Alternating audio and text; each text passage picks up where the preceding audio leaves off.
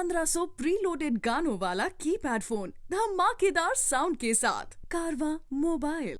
नमस्ते, आदाब, सत श्री अकाल। मैं हूं अभिमन्यु काक और एक और एपिसोड में आपका बहुत बहुत स्वागत है। आज एक बार फिर से जरा दिल खोल के घूमते हैं, क्योंकि लाइफ में जब आप ट्रैवल करते हैं ना, तो आपको बहुत चीजों का सोल्यूशन मिलता है, आपको बहुत कुछ चीजें समझ आती हैं। और कभी कभी जब लाइफ में बहुत कंफ्यूज होते हैं ना, तो travelling always helps you to feel good about yourself. आज जहां आपको मैं लेके जा रहा हूं वो ऑस्ट्रेलियन डेस्टिनेशन की एक टॉप क्लास डेस्टिनेशन है। लेट्स जंप स्ट्रेट और आज चलते हैं ऑस्ट्रेलियन डेस्टिनेशन गोल्ड कोस्ट, जो ऑस्ट्रेलिया के ईस्टर्न पार्ट में लोकेटेड है। ये क्वींसलैंड की कैपिटल ब्रिस्बेन से 65 किलोमीटर, लगभग 65 किलोमीटर की दूरी पे है। न्यू साउथ वेल्स के बॉर्डर के पास लोकेटेड है।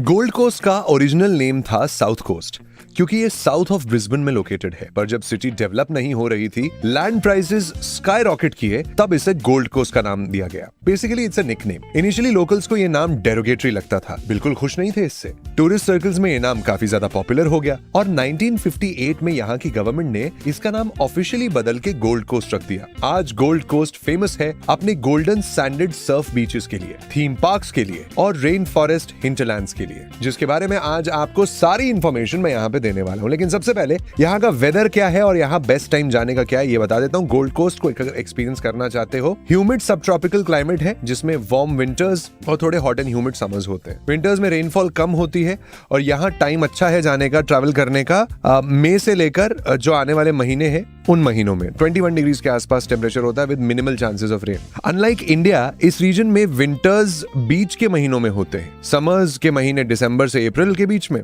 समर्स में यहाँ आप सर्फिंग जैसी एक्टिविटीज एंजॉय कर सकते हैं along with numerous water spots. साल के एंड में आप क्रिसमस और न्यू ईयर्स भी सेलिब्रेट कर पाएंगे। इस टाइम पूरा शहर लाइट्स से डेकोरेटेड होता है। मार्च से मई होते हैं ऑटम के महीने और ये महीने भी सर्फिंग के लिए बहुत पॉपुलर है। थीम पार्क्स कम क्राउडेड होते हैं और उनकी राइड्स में और ज्यादा मजा आता है, क्योंकि वेदर भी काफी प्लेजेंट होता है इस टाइम। जून से अगस्त होते हैं विंटर मंथ्स। दिन का टाइम प्लेजेंट और रात को थोड़ा चिली हो जाता है। ये टाइम आइडियल है फॉर वेल वॉचिंग और थीम पार्किंग हॉपिंग के लिए। विंटर्स में थीम पार्क्स पानी को हीट अप करते हैं, तो आप विंटर्स में भी वाटर राइड्स एंजॉय कर सकते हैं। सितंबर से नवंबर है स्प्रिंग के महीने और सबसे सुंदर टाइम गोल्ड कोस्ट विजिट करने का। ये महीने विंडी होते हैं, लेकिन एक्सीलेंट एडवेंचर स्पॉट्स यहाँ पे इस वक्त किए जा सकते हैं। काइट बोर्डिंग कर सकते हो, wind surfing, moonlight movies by the beach और कुलंगाटा फेस्टिवल को आप एंजॉय कर सकते हो। गोल्ड कोस्ट के क्राउड्स को अवॉइड करना चाहें तो best time to visit the Gold Coast is this. तो गोल्ड कोस्ट तक ट्रैवल करने के लिए आप बुक कर सकते हैं गोल्ड कोस्ट इंटरनेशनल एयरपोर्ट से अपनी फ्लाइट्स, जो आपको यहाँ के इस एयरपोर्ट पे मिल जाती है। एयरपोर्ट लोकेटेड है कूलनगटा में, जो सर्फर्स पैराडाइज माना जाता है, लगभग 23 किलोमीटर दूर। सर्फर्स पैराडाइज गोल्ड कोस्ट एक मेजर टूरिस्ट अट्रैक्शन है, जिसके बारे में हम थोड़ी देर में आपको पूरी इंफॉर्मेशन देंगे। एयरपोर्ट से अपने होटल तक आप यूज कर सकते हैं मेट्रो, एयरपोर्ट टैक्सीज और app based cabs, depending on the location of your hotel. Cars Gold Coast में ट्रांसपोर्ट का एक मेन साधन है।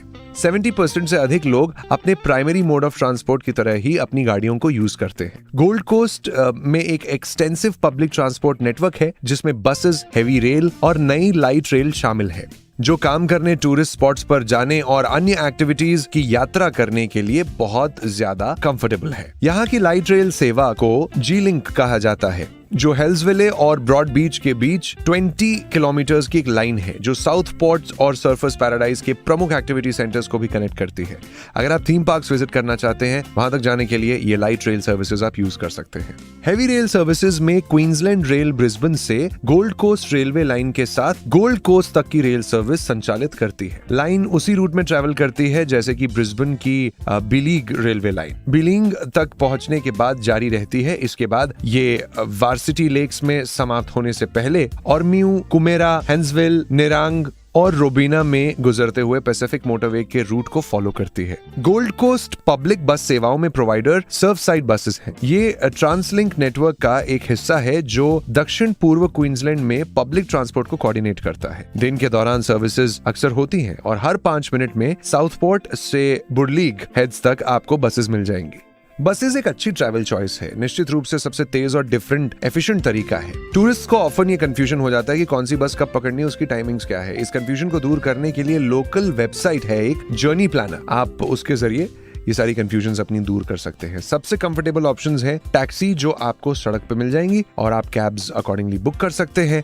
एक्सपेंसिव है, बजट ट्रैवलर हैं तो टैक्सीज अवॉइड करना सही रहेगा। गोल्ड कोस्ट में कम से कम 50 किलोमीटर की शोर लाइन है। यहाँ के मेन अट्रैक्शंस हैं यहाँ के बीचेस जो पास ही में लोकेटेड है। वेदर तो प्लेजेंट होता ही है और इसलिए मैं सजेस्ट करूंगा कि बाइसाइकिल हायर जरूर कर लें और बाइसाइकिल ट्रैवल एक बार एक्सपीरियंस करें। गोल्ड कोस्ट में कुछ ऑपरेटर्स ऐसे हैं जो बाइक शेयर सर्विसेज भी प्रोवाइड करते हैं। सिटी में इनके पिकअप पॉइंट्स हैं जहां से आप साइकिल राइड्स स्टार्ट करना चाहते हैं। बुकिंग के लिए आपको पेमेंट करनी होगी और सिटी में इनके ड्रॉप ऑफ लोकेशंस में आपको बाइक पार्क करनी होगी। यहाँ ट्रैवल करने का सबसे चीपेस्ट और हेल्दीएस्ट ऑप्शन है cycles. I mean trust me, it's really good.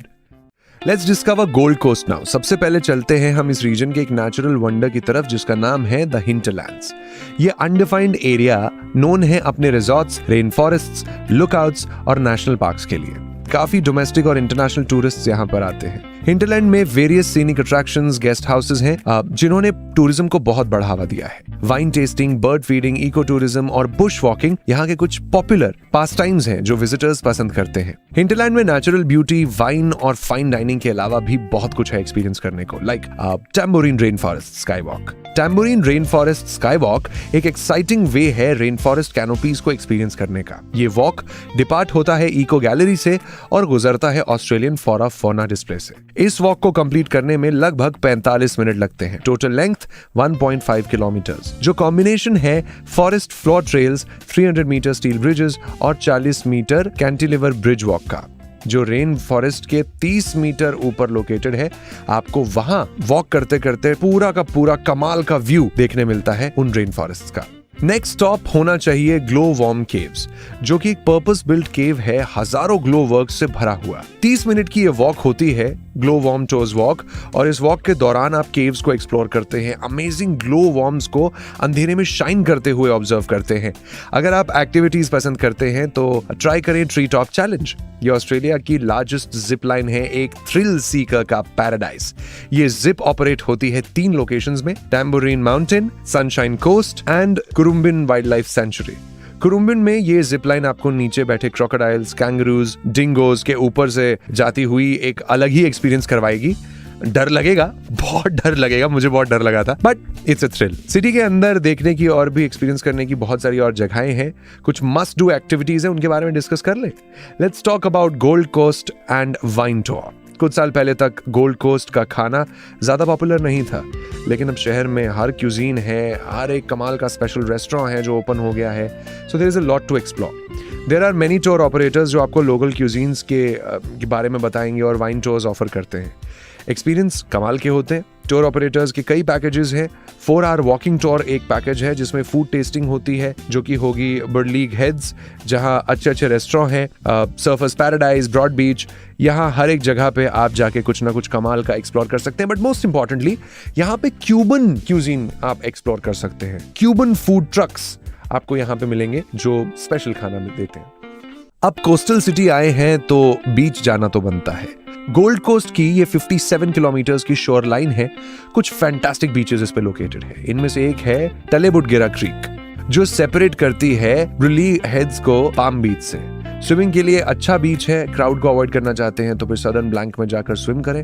बीच के ऊपर कई रेस्टोरेंट हैं, कैफेज हैं, शैक्स हैं, बार्स हैं, जहां पे आप कुछ दिन कमाल का टाइम स्पेंड कर सकते हैं। नेक्स्ट बीच है मेन बीच, जो सर्फर्स पैराडाइज जितना पॉपुलर तो नहीं है, लेकिन इसका मतलब ये नहीं है कि यहाँ पर लोग नहीं आते। रिलेटिवली कम होते हैं लेकिन लोग आते हैं। सिटी का गोल्ड कोस्ट ओशन वे यहाँ से स्टार्ट होता है और बीच अमेजिंग है साइकिलिंग के लिए, वॉकिंग के लिए। इसमें लाइफ गार्ड पेट्रोल्स कम है। आप स्विमिंग कर रहे हैं तो पानी में रेड और येलो मार्क्स हैं, उनसे दूर रहना जरूरी है। और बीचेस में the last one is surfers paradise, जो गोल्ड कोस्ट का मेन बीच डेस्टिनेशन है। और हर टूरिस्ट ट्रैवलर यहाँ पे आता ही आता है। यहाँ पे arcade, halls, Surf shops, rice buildings, सब कुछ आपको यहाँ पे मिलता है। कमाल के कैफेज भी मिलते हैं। बीच से पैरेलल चलती है एक पेव्ड बुलेवार्ड, जो कि परफेक्ट है साइकिलिंग के लिए, वॉकिंग, स्केटबोर्डिंग, रोलर ब्लेडिंग और जॉगिंग के लिए। मतलब फ्री जिम इक्विपमेंट्स आसपास मिल जाते हैं। आपका वर्कआउट करना चाहते हैं, I think this is the best place to be. Surfers Paradise highly commercialised है और इसके लिए यहाँ आपको खाने पीने की और एक्टिविटीज के अनलिमिटेड ऑप्शंस मिलेंगे। पर क्योंकि एक टूरिस्ट हॉटस्पॉट है, पॉपुलर हॉटस्पॉट है, यहाँ पे जनरली सब कुछ बीचेस से कंपेयर्ड बहुत ज्यादा एक्सपेंसिव होता है। बजट ट्रैवलर हैं तो फिर सर्फर्स पैराडाइज बहुत महंगा पड़ेगा। अगर आप लोकल से पूछेंगे बेस्ट बीचेस के बारे में तो वो आपको बर्ले बीच के बारे में बताएंगे। बर्ले बीच उनकी एक टॉप सजेशन होगी। ये बीच प्रॉपर्ली पेट्रोल्ड है। It's great for swimming with your whole family. इसके पास लोकेटेड है शॉपिंग बोलेवार्ड्स, तो ऑब्वियसली एक तो अच्छा बीच है, आसपास आप शॉपिंग भी कर सकते हैं, पिकनिक मना सकते हैं, लंच डेट सेलिब्रेट कर सकते हैं। There is a lot that you can explore here. Gold Coast में उसके बीचेस और कुलिनरी एक्सपीरियंसेस से हटके उनके थीम पार्क्स, इनको एक्सपीरियंस करना बहुत इंपॉर्टेंट है। Like you gonna love this. अगर आपके पास सिर्फ एक थीम पार्क जाने का टाइम हो तो ड्रीम वर्ल्ड थीम पार्क ही जाए। रोलर कोस्टर्स ओ हो कमाल के हैं वहां पे। मतलब 13 वर्ल्ड्स का समागम आपको वहां मिलेगा और इसमें 40 से ज्यादा राइड्स आपको मिलती हैं। Ocean parade, dream works experience, विगल्स world, town of gold rush, Rocky hollow, tiger island, कुछ थीम्ड वर्ल्ड्स हैं इस पार्क के अंदर। इनलैंड्स में collection of rides, animal exhibits, shows, food outlets and merchandise shops, ये सब आपको मिलती है। टाइगर आइलैंड थीम एरिया का मेन अट्रैक्शन है। 6 बंगाल टाइगर्स, 6 सुमत्रन टाइगर्स और 2 कोगर्स आपको वहां पे देखने मिलेंगे। ड्रीम वर्ल्ड मॉडल्ड है डिज्नी की मूवीज के अराउंड और यहाँ राइड्स और शोज जो एनिमेटेड हैं बहुत खूबसूरत है। वैसे ड्रीम वर्ल्ड में देखने के लिए इतना कुछ है कि सारे अट्रैक्शंस कवर नहीं कर सकते आप इसके। ऑस्ट्रेलिया के थीम पार्क्स में काफी भीड़ हो सकती है क्योंकि टूरिस्ट के अलावा नेबरिंग सिटीज से भी लोग इन थीम पार्क्स में आते हैं। वहां पहले ही टिकट्स वगैरह परचेज कर लेना सही है ताकि आपको लंबे क्यू में ना खड़े रहना पड़े, पसीनों से तार ना होना पड़े। और हाँ, एक लॉकर हायर जरूर कर लीजिएगा और थोड़े एक्स्ट्रा क्लोथ्स कैरी जरूर करिएगा। ड्रीम वर्ल्ड से निकल के चलते हैं वेट एंड वाइल्ड की तरफ। नाम से ही समझ गए होंगे कि अपने फेमस वाटर राइड्स के लिए वेट एंड वाइल्ड जाना जाता है। एक वाटर पार्क है, हर एज ग्रुप के इंसान के लिए है। It's very adventurous. It has got some amazing rides, sizzle slides, wave pools, river rapids, ये सब आपको यहाँ मिलते हैं। एक ट्रिप में कम से कम $200 या उसके इर्द गिर्द आपको स्पेंड करना पड़ सकता है, इंक्लूडिंग टिकट्स, लॉकर्स, ट्रांसपोर्टेशन और खाना। बजट ट्रैवलर्स जो थीम पार्क हॉपिंग नहीं करना चाहते उनके लिए मैं सजेस्ट करूंगा ड्रीम वर्ल्ड या वेट एंड वाइल्ड, दोनों में से किसी भी एक जगह जाके वो एंजॉय कर सकते हैं। टूरिस्ट के लिए सबसे अच्छा पास है गोल्ड कोस्ट सुपर सेवर पास, जो आपको 3 दिन की ड्यूरेशन में मल्टीपल थीम पार्क्स को एक्सप्लोर करने का टाइम देता है। थीम पार्क्स को एक दिन में कवर करना पॉसिबल है लेकिन मुश्किल भी उतना ही है। पैकेज में इंक्लूड कुछ और एक्टिविटीज होंगी जैसे साइट सीइंग क्रूज जो जनरली मॉर्निंग या आफ्टरनून में कंडक्ट किया जाता है। सर्फर्स पैराडाइज से चलने वाली फुली एयर कंडीशन क्रूज, उसके थ्रू आप बीचेस और अमेजिंग हाई सोसाइटी हाउसेस देख पाएंगे वहां के। ये सब कुछ गोल्ड कोस्ट में एक्सप्लोर करने मिलता है। Basically it is an amalgamation of royalty with vacation. That's all what I have to say. अगले एपिसोड में फिर से होगी मुलाकात एक और कमाल की ट्रैवल डेस्टिनेशन के साथ। Till then you take care of yourself, keep smiling, keep travelling and yes, travel is love. मैं हूं अभिमन्यु काक। Until next time.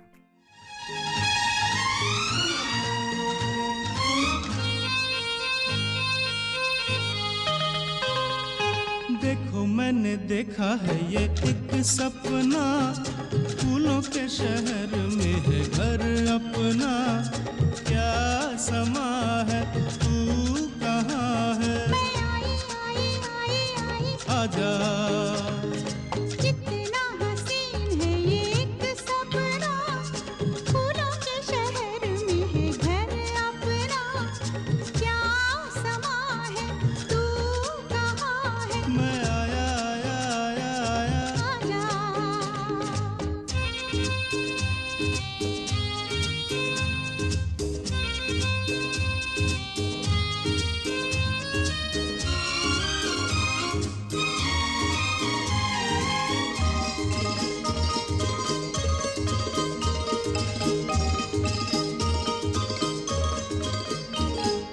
यहाँ तेरा मेरा नाम लिखा है। रास्ता नहीं ये आम लिखा है। हो ये है दरवाजा जहाँ तू खड़ी है। अंदर आ जाओ, सर्दी बड़ी है। यहाँ से नजारा देखो पर्वतों का। झांकू में कहाँ से कहाँ है झरोका। ये यहाँ है, तू कहाँ है? मैं आई आई आई आई। आजा। कितना हसीन है ये एक सपना, फूलों के शहर में